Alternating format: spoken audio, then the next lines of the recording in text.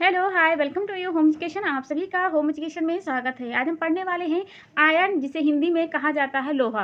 आज हम लोहा का चैप्टर पढ़ने वाले हैं। ये खनिज लवण के चैप्टर में आता है, यानी कि जब खनिज लवण के जब प्रकार में पढ़ते हो तो आपको ये पढ़ना पड़ता है। हमने आपको कैल्शियम के बारे में और फास्फोरस के बारे में पढ़ा दिया है। अगर आप उसका क्लास नहीं देखे तो मैं उसका लिंक डिस्क्रिप्शन बॉक्स में डाल दूंगी, आप वहाँ से क्लास को प्राप्त कर सकते हैं। तो चलिए शुरू करते हैं अपनी क्लास। देखते हैं आज हमें लोहा के बारे में क्या क्या पढ़ना पड़ेगा। आज जो क्लास पढ़ने वाले हैं उसमें विटामिन सी का भी बहुत ज़्यादा रोल है। जैसे आपने कैल्शियम का चैप्टर पढ़ा था, फास्फोरस का चैप्टर पढ़ा था, तो उसमें भी आपने देखा था कि विटामिन डी, कैल्शियम और फास्फोरस, विटामिन डी, ये तीनों मिलकर के क्या कर रहे थे, कार्य कर रहे थे।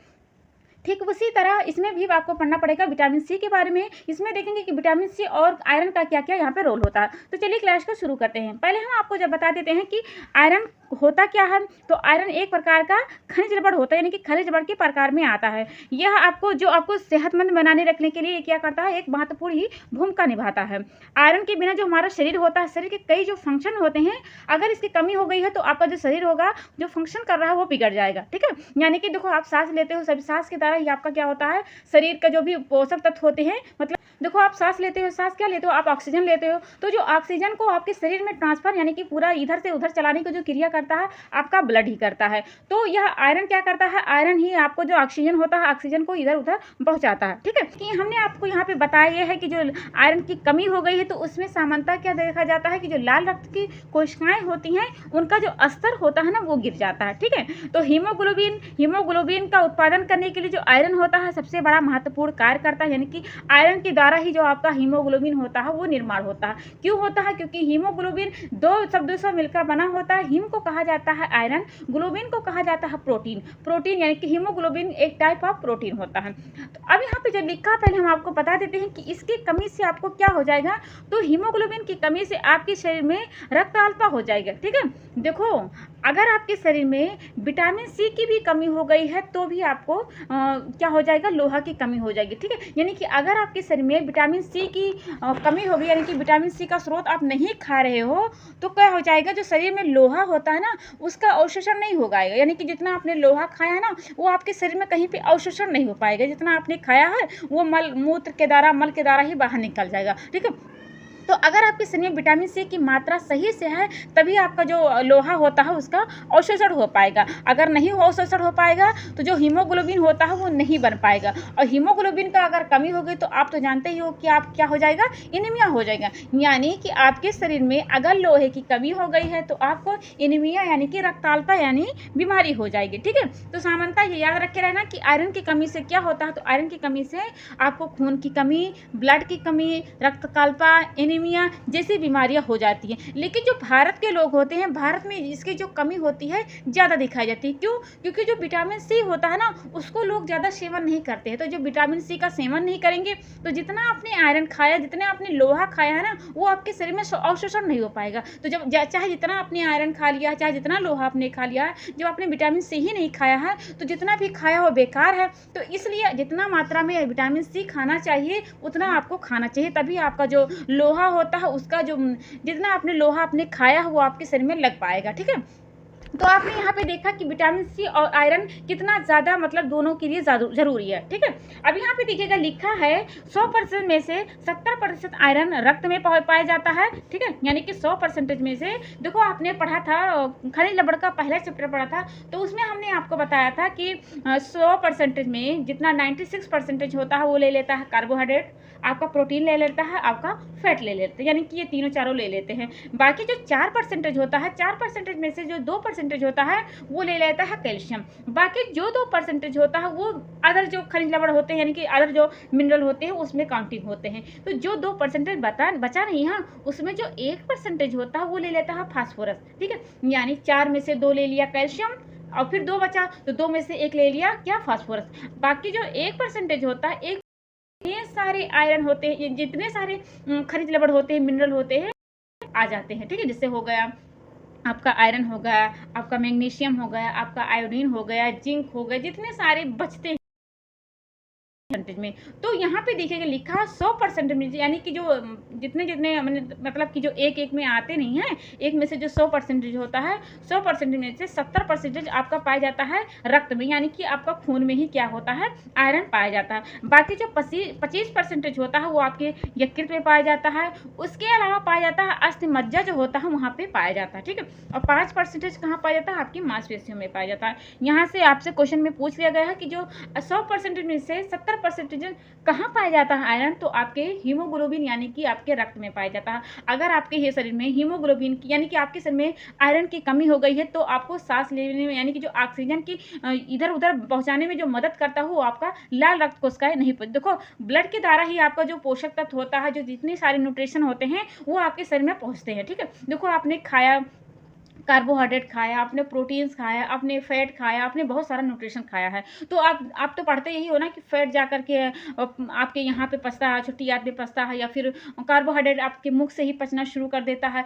तो ऐसा थोड़ी ना होता है कि आपके अगर मुख से पचना शुरू किया है तो आपके मुख में ही वो न्यूट्रिशन रह जाएगा, आपके बाकी हिस्से में जैसे पैर हो गया, हाथ हो गया, यहाँ पे मतलब कि जांघ हो गया, यहाँ तक तो पहुँच ही नहीं पाएगा। तो ये ब्लड क्या करता है, ये ब्लड आपको जो आपने न्यूट्रिशन खाया वो इधर उधर पहुँचाने में क्रिया करता है, ठीक है। तो अगर आपके शरीर में लोहे की कमी हो गई है, आयरन की कमी हो गई है, तो आपके शरीर में ऑक्सीजन की भी कमी हो जाएगी, ठीक है।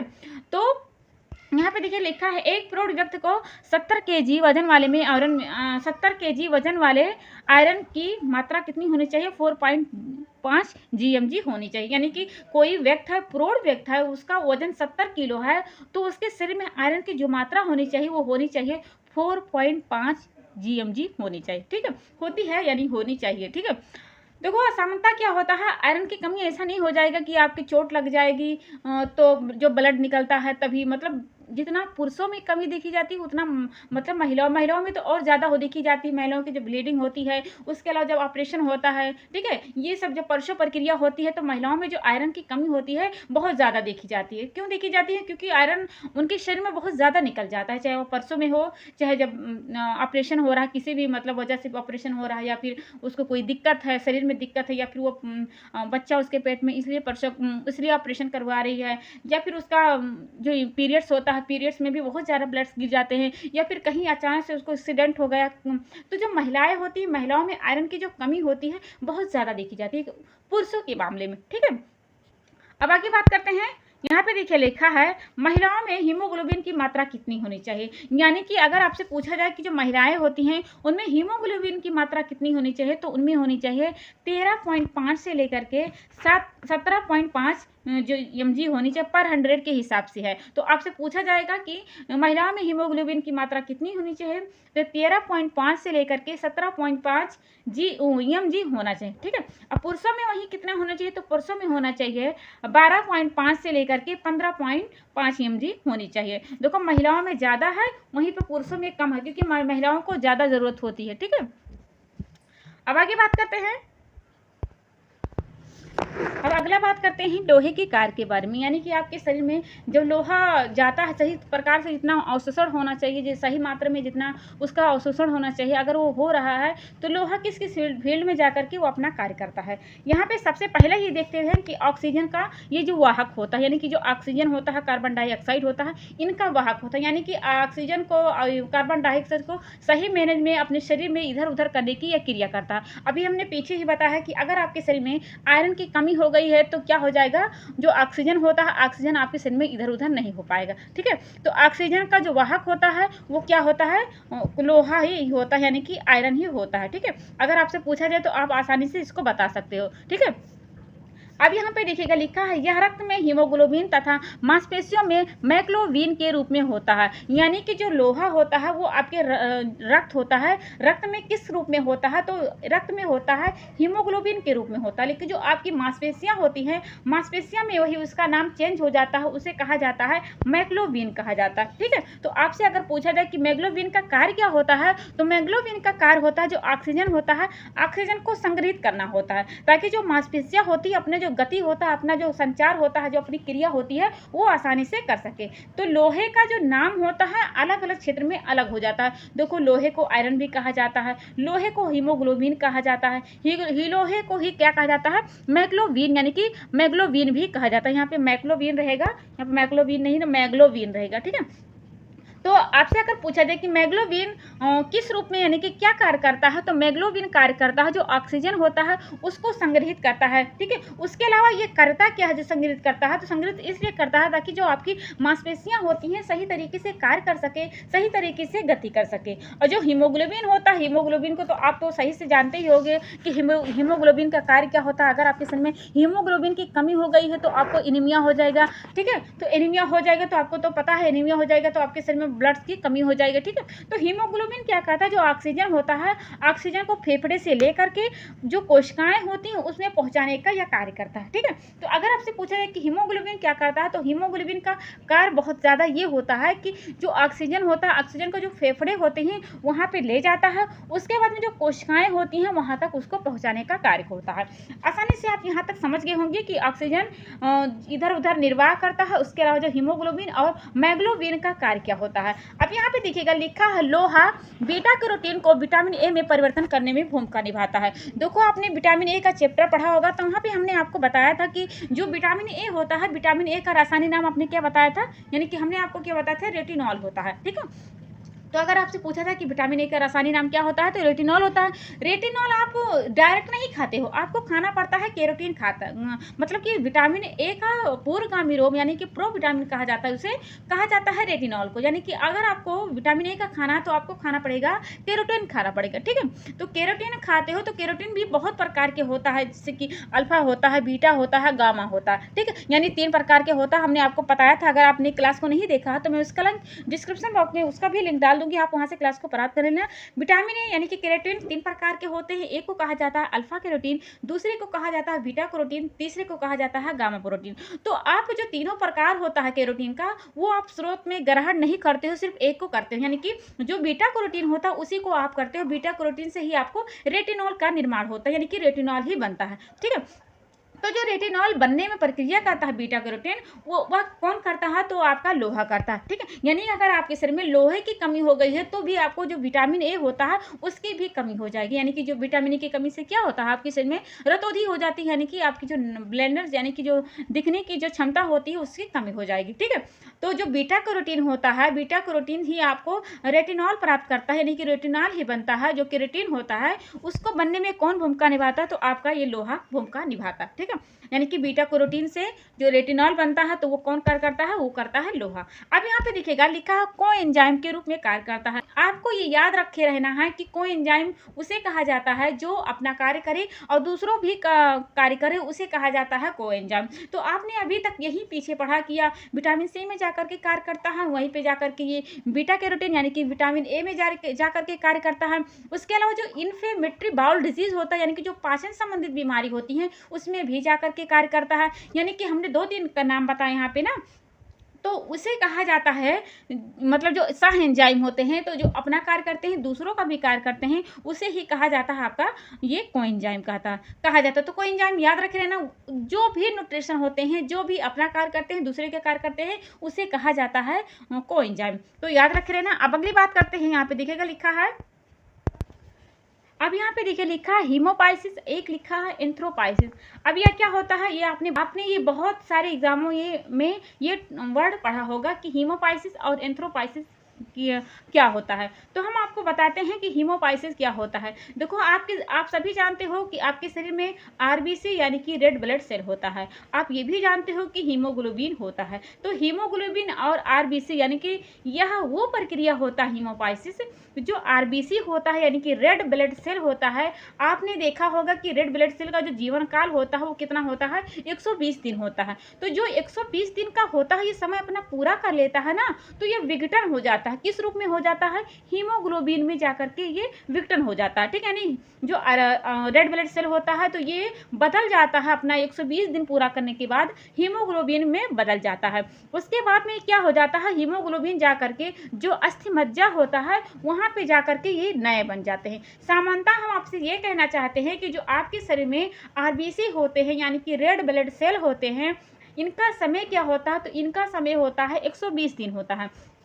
120 दिन पूरा करने के बाद यानी कि आरबीसी 120 दिन पूरा करने के बाद यह विघटित हो जाते हैं। किसमें होते हैं? तो ये होते हैं हीमोग्लोबिन में होते हैं। हीमोग्लोबिन में होने के बाद यह अस्थि मज्जा में चले जाते हैं। अस्थि मज्जा में जाने के बाद ये नया बन जाते हैं। ठीक है, तो जो नया बन जाते हैं, ये जो प्रक्रिया होती है ना, इसी को कहा जाता है हीमोपाइसिस कहा जाता है। यानी कि हम आपसे कहना क्या चाहते हैं कि हीमोपाइसिस वह प्रक्रिया होती है जिसमें जो आरबीसी होते हैं, अपना जो जीवन काल होता है 120 दिन का, वह पूरा करने के बाद विघटित हो जाते हैं हीमोग्लोबिन के रूप में। ये विघटित होने के बाद हीमोग्लोबिन में ये अलग हो जाते हैं। इसके बाद क्या हो जाता है, जो अस्थिमज्जा होता है वहाँ पे जाकर के ये नया आरबीसी का जो निर्माण होता है यह कर लेते हैं। यही प्रक्रिया आपका कहलाता है हीमोपाइसिस कहलाता है। आपको यह याद रखे रहना, क्योंकि यहाँ से भी एग्जाम में क्वेश्चन बन चुका है कि हीमोपाइसिस क्या होता है। अब हम आपको बताते हैं कि एंथ्रोपाइसिस क्या होता है। तो अगर आपको हीमोपाइसिस सही से आता है तो आपको एंथ्रोपाइसिस भी आसानी से याद हो जाएगा। तो एंथ्रोपाइसिस वह प्रक्रिया होती है इसमें जो आरबीसी होता है, यानी कि कोशिका में जो आरबीसी परिपक्व होते हैं, इनका जो निर्माण होता है, नया उत्पादन होता है, वही कहलाता है आपका एंथ्रोपाइसिस होता है। ठीक है, यानी कि देखो हमने अभी आपको बताया कि हीमोसिम्पाइसिस आरबीसी 120 दिन का पूरा कर लेता है, विघटन हो जाता है हीमोग्लोबिन में, अस्थिमज्जा में जाकर के जो हीमोग्लोबिन होता है वह नया बन जाता है आरबीसी के रूप में। तो जो आरबीसी का नया रूप बन के आया है ना, वही कहलाता है आपका एंथ्रोपाइसिस। ठीक है, याद रखे रहना कि एंथ्रोपाइसिस वो प्रक्रिया होता है जो कोशिका में आरबीसी परिपक्व होते हैं, आरबीसी का जो नया रूप बन के आता है वही कहलाता है आपका एंथ्रोपाइसिस कहलाता है। ठीक है, आगे बात करते हैं। आपने यहाँ पे देख लिया कि आयरन यानी कि लोहा क्या क्या कार्य करता है। यह ऑक्सीजन का वाहक भी होता है। इसके अलावा जो आपका लोहा होता है, आयरन होता है, वह रक्त में इसका नाम कुछ और हो जाता है, इसे कहा जाता है हीमोग्लोबिन। और मांसपेशियों में जाकर के यह निर्माण करता है मैग्लोबिन का, यानी कि मैग्लोबिन इसका नाम पड़ जाता है। हीमोग्लोबिन का कार्य होता है कि जो ऑक्सीजन होता है इसको पूरे शरीर में पहुंचाने का कार्य करता है। ठीक है, उसके अलावा जो मैग्लोबिन होता है, मैग्लोबिन जो ऑक्सीजन होता है, ऑक्सीजन को संग्रहित करके रखता है ताकि आपकी जो मांसपेशियां होती है सही तरीके से कार्य कर सके।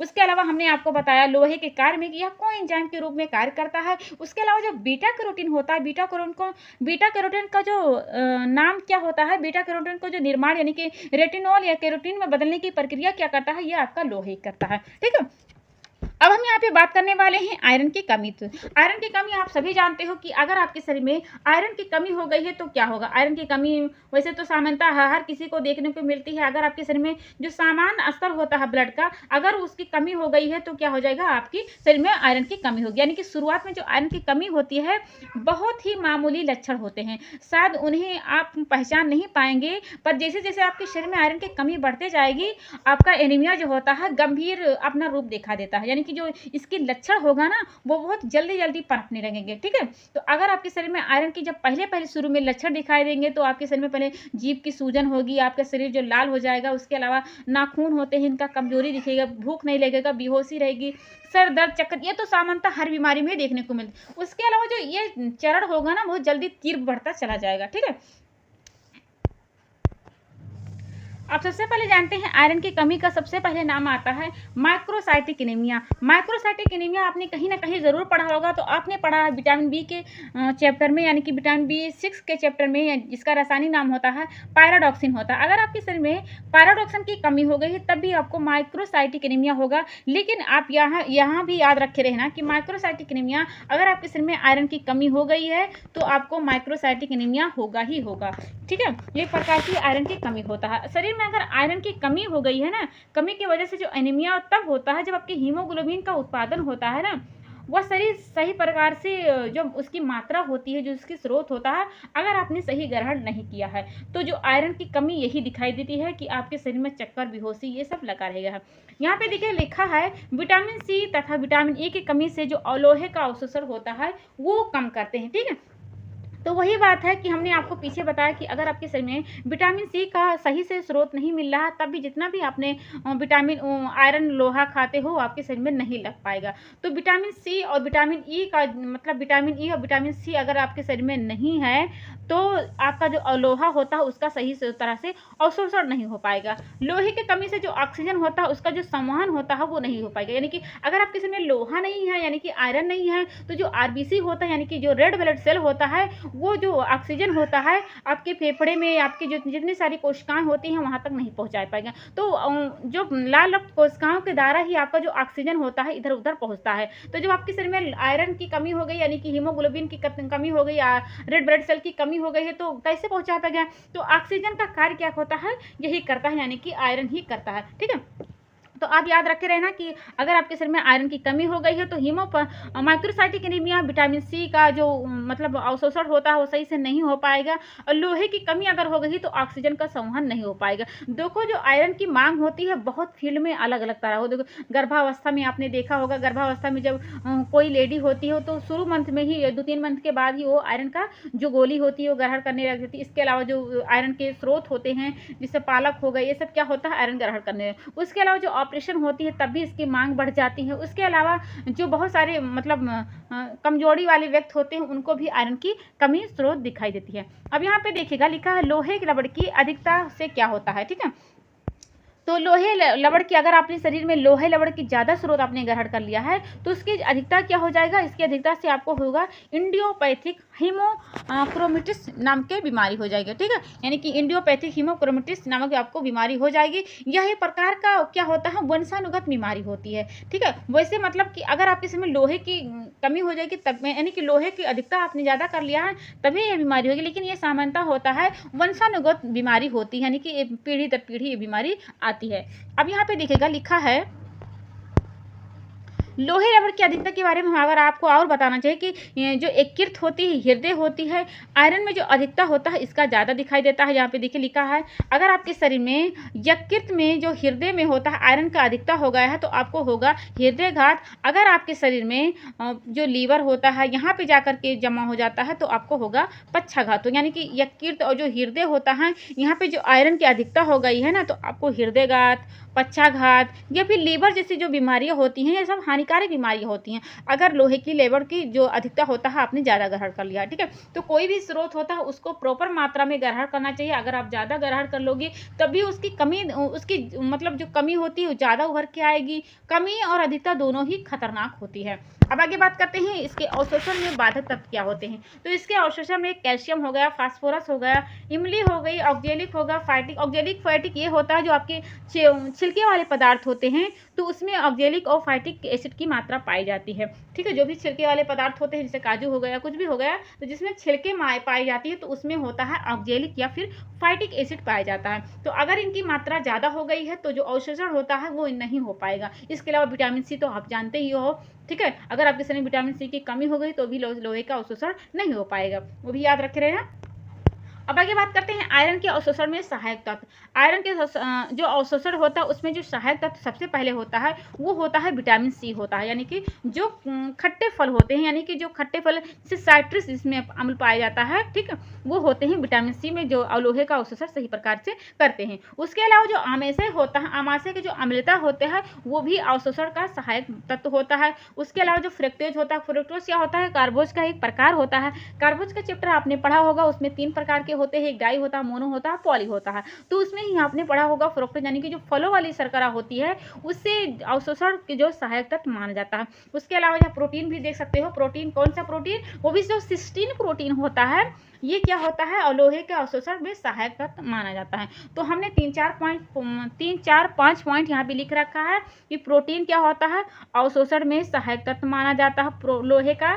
कौन सा प्रोटीन? जो सिस्टीन प्रोटीन होता है। उसके अलावा जो विटामिन सी होता है, जो खट्टे फल होते हैं यानी कि जो साइट्रस वाले होते हैं। उसके अलावा जो आमाशय की अम्लता होती है, फ्रक्टोज यानी कि जो कार्बोहाइड्रेट का चैप्टर से आपने पढ़ा होगा उसमें प्रकार में आता है, तो वो होता है अवशोषण में जो सहायक तत्व माना जाता है।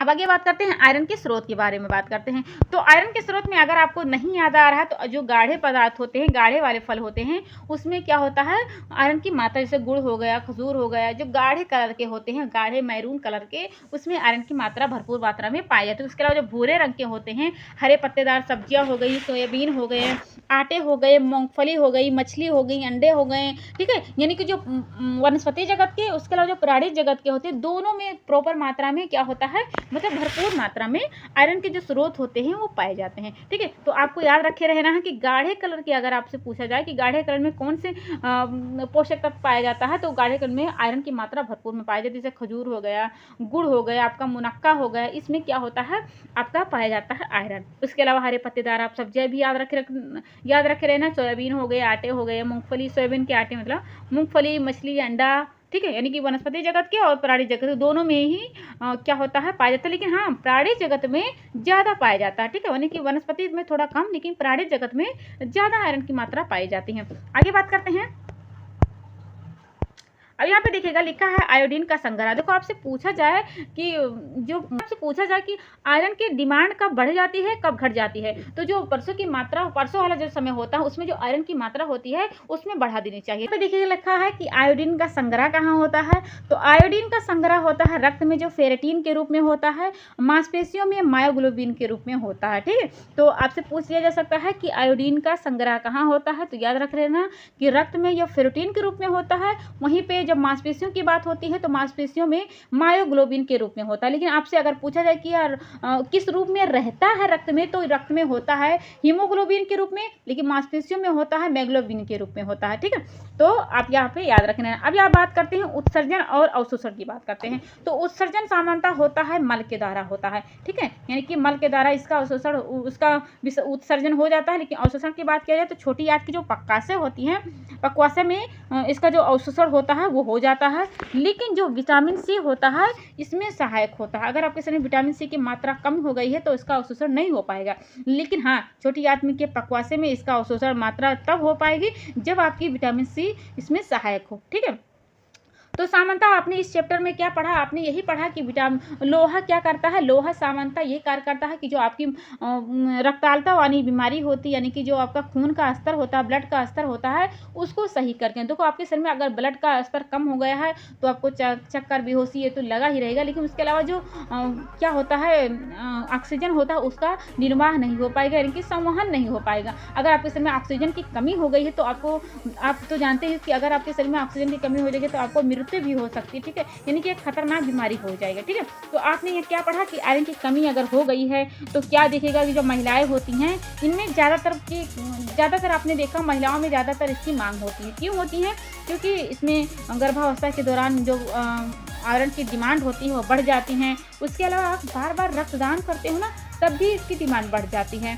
ठीक है, और शाकाहारी वाले लोग होते हैं उनमें भी क्या होता है, जो ज़्यादा शाकाहारी वाले लोग होते हैं उनमें भी आपने देखा होगा कि आयरन की कमी देखने को मिल जाएगी, क्योंकि जो मीट होता है वो कम खाते हैं। ठीक है, तो उसमें मीट में मतलब कम खाएंगे तो जो वनस्पति वाले, उस वनस्पति में आपने यही पढ़ा ना कि वनस्पति जगत में जो आयरन की मात्रा होती है वो कम होती है। ठीक है, ये रहा हमारा पूरा चैप्टर आयरन का। आशा करते हैं, उम्मीद करते हैं आपको हमारी क्लास समझ में आई होगी। अगर आपको नहीं आई है तो प्लीज़ इसे फिर से दोबारा देखिएगा, क्योंकि यहाँ से क्वेश्चन बहुत ज़्यादा बनते हैं। आप क्वेश्चन बने ही ना बने, लेकिन आपके शरीर के लिए बहुत ज़्यादा आयरन बहुत ज़्यादा मदद करेगा ये समझने के लिए। आप कोई बीमारी में हो, या फिर कोई परसों वाली औरत है, या फिर गर्भवती वाली है, कोई भी एनी रीज़न वो आयरन से पीड़ित है, ठीक है, तो उसके लिए बहुत ज़्यादा हेल्पफुल होगा। अगर आप यहाँ पे थोड़ा पॉइंट हमने लिखना भूल गए हैं, अगर आप लिखना चाहते हो तो लिख लो कि जो मासिक धर्म में जो आयरन की कमी होती है ना, वो आपके शरीर में कितना ज़्यादा निकल जाता है, तो 15 से 30 mg जो होता है आपके शरीर से